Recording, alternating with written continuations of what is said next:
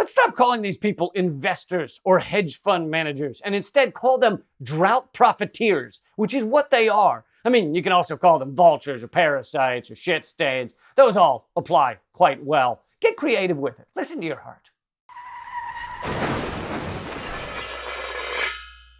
Welcome to the most censored news. I'm Lee Camp. So water.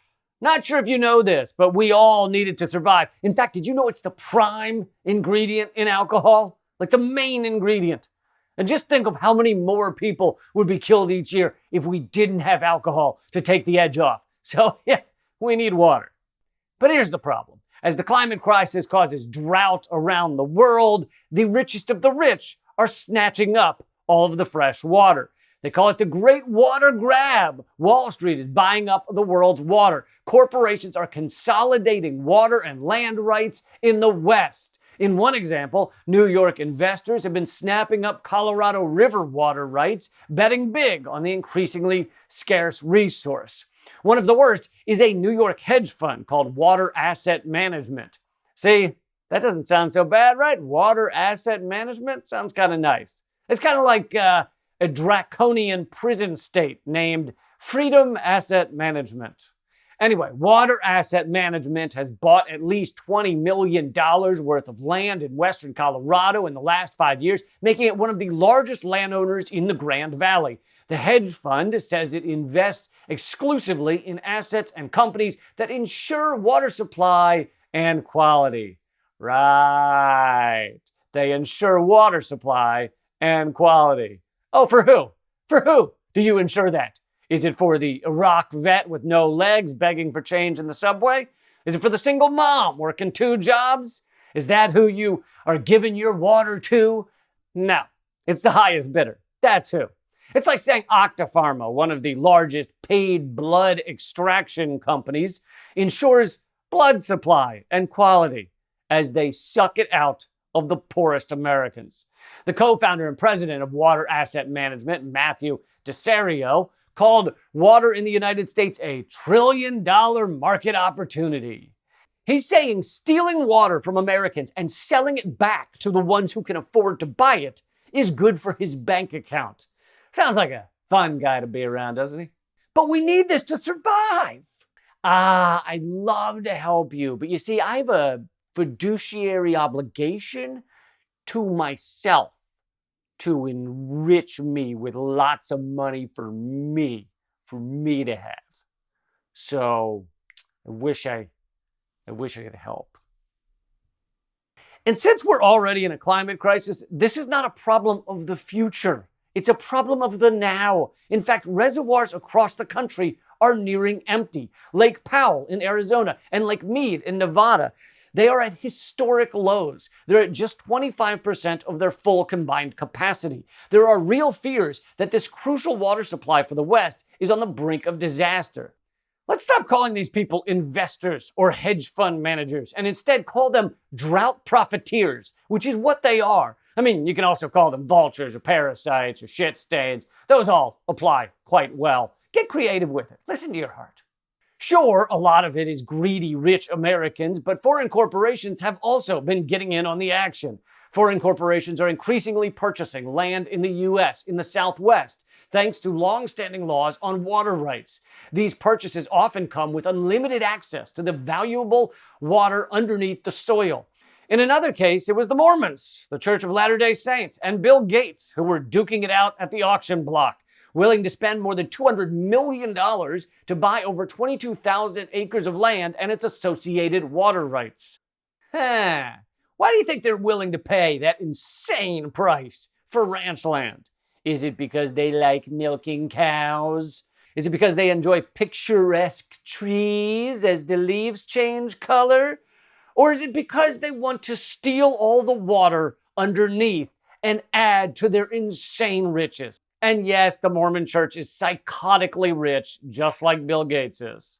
Of course, the corporate water heist is nothing new. It's just that Americans hadn't noticed that much until recently. Perhaps you remember 5 years ago when it was discovered that Nestle was only paying $200 a year to steal millions of gallons of fresh water from Michigan, bottle it, and sell it to people around the world for billions of dollars. In 2020, Nestle increased their theft levels to 576,000 gallons of groundwater per day. And although they were brought to court to try to stop that, corporate America owns our legal system. So Nestle's million-dollar lawyers won the challenge and kept sucking up all of that water. Man, did they suck.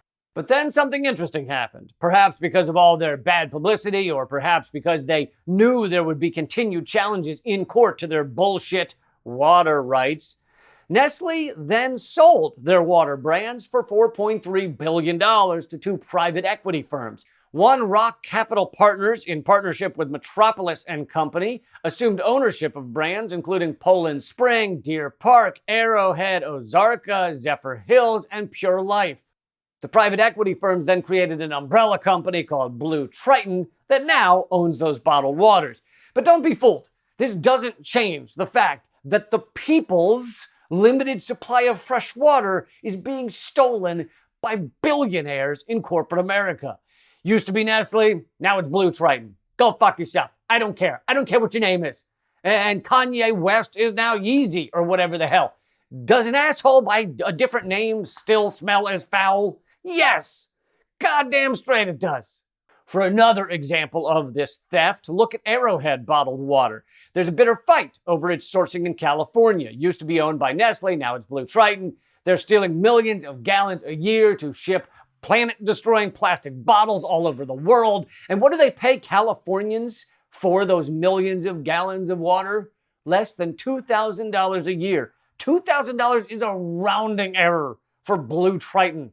And yes, let's not understate the plastic pollution from bottled water. Every year, Americans throw away 22 million plastic bottles. Oh, sorry, I read that wrong. It's 22 billion. Freaking billion! It's 60 million a day!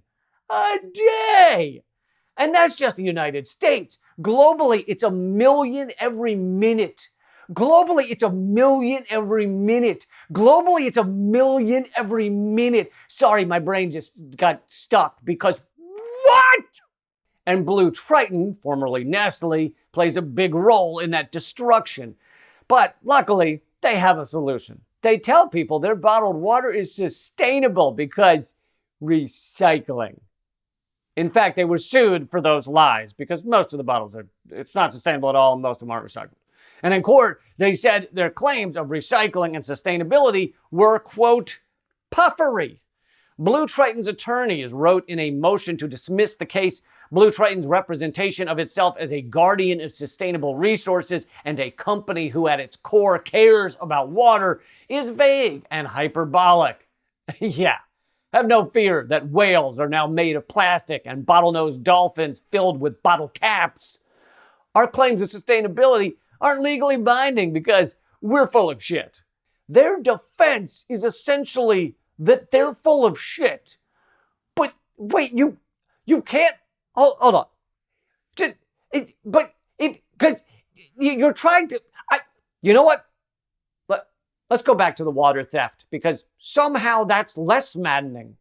Something else about the rich stealing our water is that a lot of it is stolen virtually. What the hell does that mean? It means that fresh water is used inside the U.S. to grow plants that are then shipped around the world. So while the water is technically used here, it's used for things that don't stay in the U.S. For decades, a significant portion of alfalfa grown here and elsewhere in the western United States, as much as 17% in 2017, has been shipped around the world, mainly to China, Japan, and Saudi Arabia. And of course, we Americans also commit similar virtual water theft around the globe. We send a snazzy salesman into a small town in Africa or Latin America and go, "Hey there, how would you like a bunch of great jobs working at a factory building widgets? We'll bring that factory right here to your town, use up all your water building said widgets, and then ship the widgets to America where they fucking love widgets."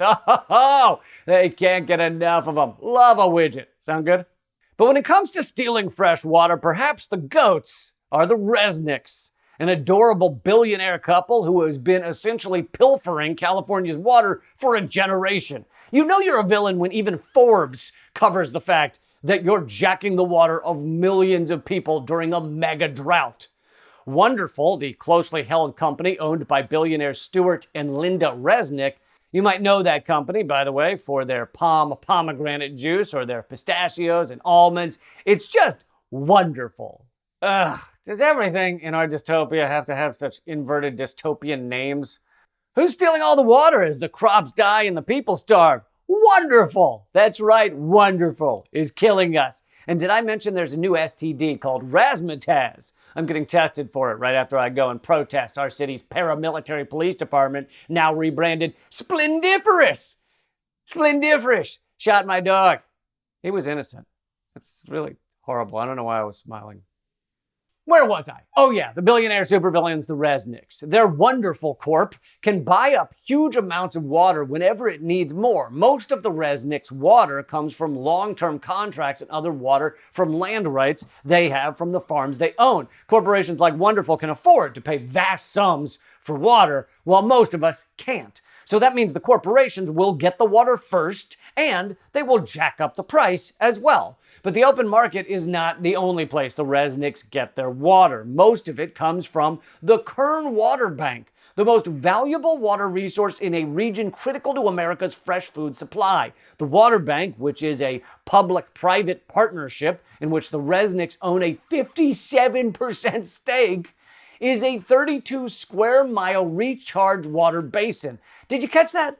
One of California's main water banks, critical to dealing with drought, is majority owned by two goddamn sociopaths. How did they end up owning California's water bank when it should belong to, the people? Well, it gets kind of complicated, but it has to do with the rules being drawn up by corrupt politicians and corporations. I don't have to say corrupt corporations because that would be redundant, and who has the time? One of the main politicians who has received millions from the Resnicks, wines and dines with them, and has protected their water rights for years is Senator Dianne Feinstein, who is retiring after her current term after a mere 735 years in office. When she first ran for office, she ran against one of the Hinges before it got involved with Stonehenge. It was doing freelance work back then.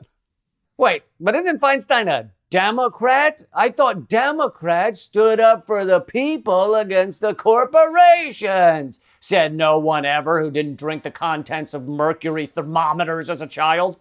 Yet again, we see that Democrats are as in bed with corporate master criminals as the Republicans. Anyway, the Resnicks in California are just one example of billionaires buying up all the fresh water. Another example would be in West Virginia, where the ruling elites successfully changed the law many years ago to make it so that when someone owns property, they generally only own the surface rights to the property. Then a corporation, often a mining corporation, can come along and say, "Hi, we bought the mineral rights of your land," meaning they bought whatever's under your property, which could be coal or could be water or could be whatever. They can then begin extracting everything from under your feet while also completely polluting the area.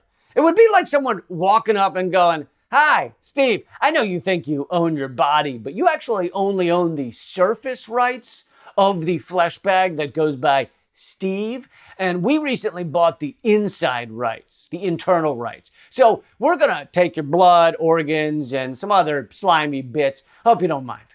I'm not a professor of analogy, but I'm pretty sure that one holds up.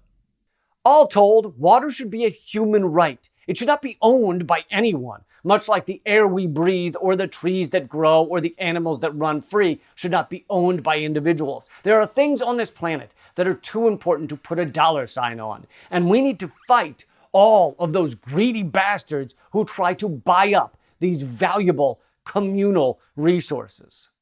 That's the most censored news for this week. We have a new episode every week. Please make sure to click subscribe so you find out about all of them. Also, the other way to reliably find out about these episodes is to text the word censored to 33777 if you're in the United States. It's completely free, and it signs you up for our weekly email list. I hope you'll do that. Text the word censored to 33777. Also, join us at patreon.com/behindtheheadlines. Keep fighting.